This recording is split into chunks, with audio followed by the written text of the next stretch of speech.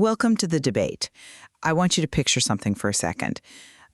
When maritime regulators look at a live digital map of global shipping traffic, there's this inherent baseline assumption of transparency. Right, like a massive regulated highway. Exactly.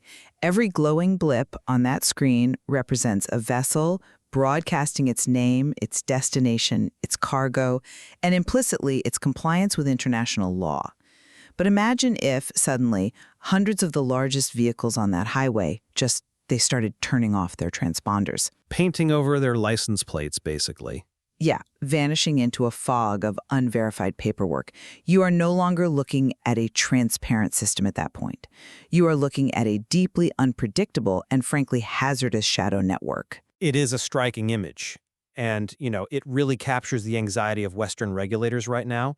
But the reality of what happens when a vessel disappears from that glowing map is it's far more complex than simple malicious intent. Which is why we're unpacking it today. Because if you're listening to this and picturing a rusty wooden pirate ship out of a movie, you need to radically adjust your mental image. We are talking about vessels the size of skyscrapers. Massive oil tankers. Massive. We're examining the phenomenon of the shadow fleet, this vast network moving sanctioned Russian crude outside of Western financial channels and the G7 price cap. And this whole discussion emerges from the analysis provided in the source text, When Shipping Turns Gray. Right, which looks at the technical, legal, and human dimensions of these operations. Yeah.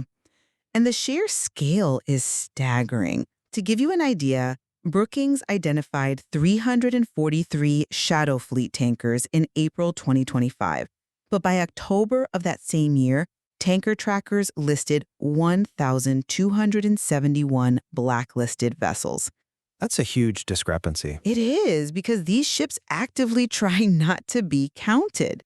Which brings us to the core disagreement we're looking at today. Should coastal states and maritime authorities treat this commercial opacity, things like AIS spoofing, shadow registries, non-Western insurance, as inherently actionable threats that justify interdiction? Or must enforcement strictly decouple the geopolitical sanctions evasion from actual maritime safety and security? Right. And my position is that commercial opacity structurally degrades maritime safety and security.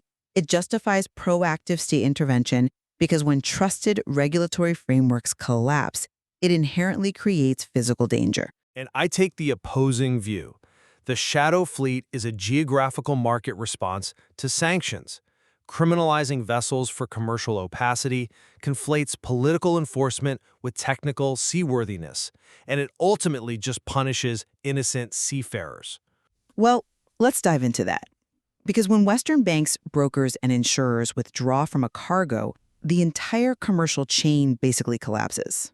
I come at it from a different way. We have to look at why that chain is collapsing. The shadow fleet is a symptom, not the disease. The G7 price cap restricts services, sure, but it does not outlaw purchases under international law. But it removes the safety net. Without standard hull and machinery or protection and indemnity (P&I) cover, operators fall back on a playbook of deception. What is illegal for the G7 remains perfectly lawful for major importers in Asia and the Middle East. If they want the oil, they'll find alternative payment rails. Okay, but let's talk about that playbook of deception. Because to use those alternative rails, they do mid-ocean ship-to-ship transfers, STS transfers. They have dark AIS windows. They literally rename the hulls. Right, but... And under UN Close, Articles 17 through 19, the rule of innocent passage does not protect conduct prejudicial to peace or security. Coastal states have a legal imperative to intervene, because gray paperwork masks unsafe operations. But there is a massive distinction between a technical deficiency and commercial opacity. Painting over a funnel, or changing a name, presenting a non-Western insurance document, those are red flags. I agree they merit investigation. They do. But they are not proof of criminality. Interdictions based on geography rather than seaworthiness violate the core tenets of international maritime commerce. I see the distinction you're trying to make, but let's look at the safety risk versus this so-called market response. The Paris MOU reported a rise in the 2024 detention rate. Up to 4.03%. Right, up from 3.81. And we see the physical consequences. Look at the case of the Aventrian in January 2025. Ah, yeah, off the coast of Germany? Exactly. German authorities had to seize that vessel because it was found adrift off Rügen. It proves that sanctioned traffic patterns directly result in navigational hazards. Think of it like this. Operating without verified P&I insurance and spoofing your AIS is like a building manager turning off the smoke detectors and fire suppression systems simply because they lost their property insurance. Wait, hold on. The administrative failure guarantees a physical disaster.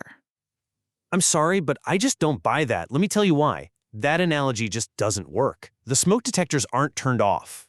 They aren't? No, they're just registered to a different municipality that the West currently refuses to recognize.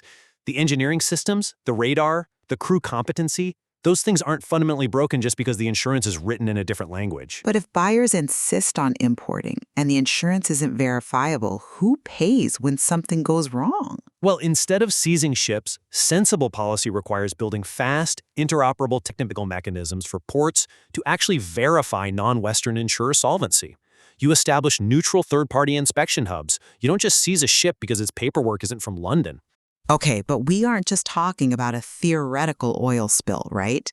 The opacity actively threatens national security and infrastructure. How so? The shadow fleet is being weaponized. Look at October 2025, the boarding of the Boracay, it used to be the Pushba, by French forces near Saint-Nazaire. Right, the drone incident. Yes, alleged drone activity. And then in December 2024, the Eagle S incident in the Gulf of Finland, a tanker's anchor severely damaged undersea cables.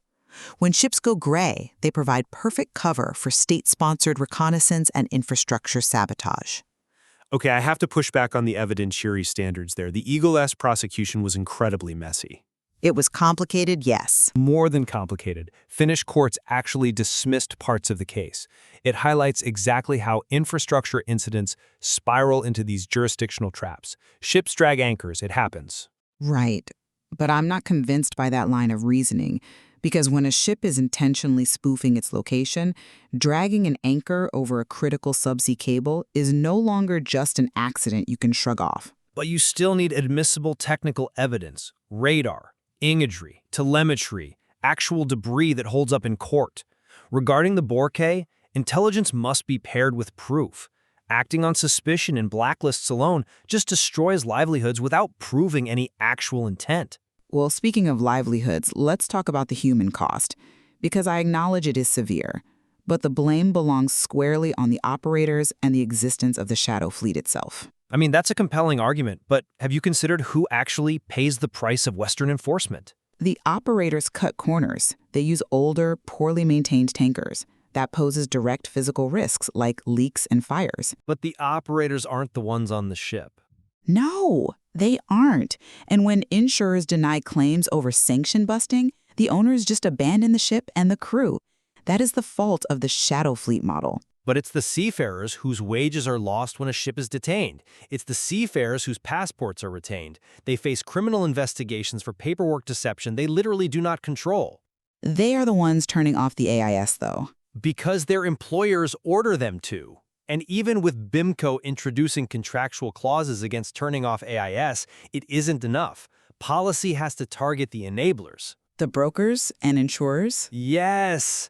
Prosecute the payment intermediaries. You cannot criminalize seafarers and detain ships purely on commercial suspicion.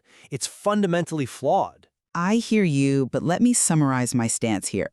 Geopolitical realities absolutely drive the demand for Russian crude, but coastal states simply cannot compromise on safety and security. Even if it means detaining innocent crews?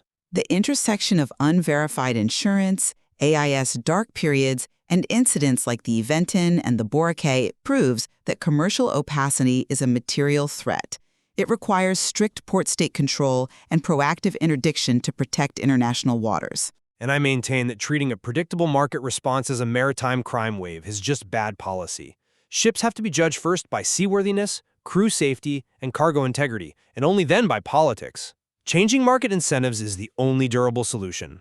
Well, despite our disagreement on interdiction, I think we have a strong point of convergence today. There is an urgent need to codify crew protections. Absolutely. We need to establish presumptions of non-complicity for seafarers.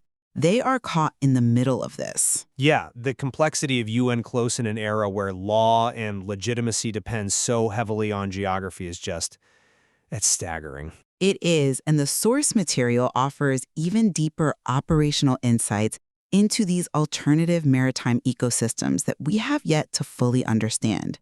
There's so much more to explore there. Definitely. Thank you for listening to The Debate.